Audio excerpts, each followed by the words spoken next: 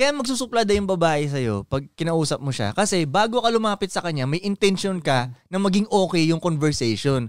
So, gusto mong maging okay yung conversation, yung vibe tuloy, hindi mali. Totoo. Hindi mali. Genuine. Hindi ganun. Nararamdaman niya.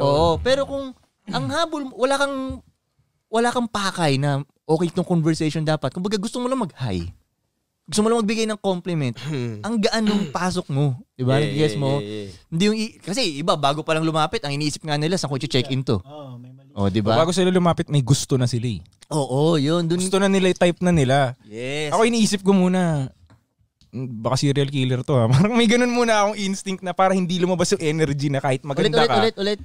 Serial killer si maganda. Oo, parang hindi naman eksaktong yun. Kumbaga may barrier lang ako. Parang sinasabi ng tatay ko, kung maganda siya at nahihiya ka dahil maganda siya, isipin mo, pag lola na yan, matanda na rin, iba nature. Parang ganun. Parang kung mahihiya ka man, sa anumang dahilan, tapos magkakagusto ka sa kanya, lagyan mo na lang ng barrier muna yung utak mo.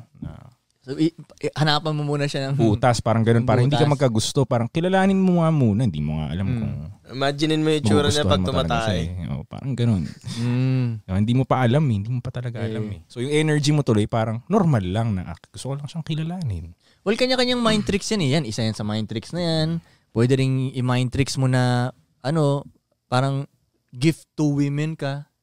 Di ba? Pag yung ganun yung, ako gift to women, swerte ito mga to. Pag, alam mo yun, kanya-kanyang mind tricks na yun, pero gagana naman siya. Depende sa personality mo. Pwede siguro. Kasi halimbawa, medyo, ang personality mo, medyo hindi aggressive type, tapos biglang pag may babae, gift ka. Parang, diba? Parang pag may babae, iba.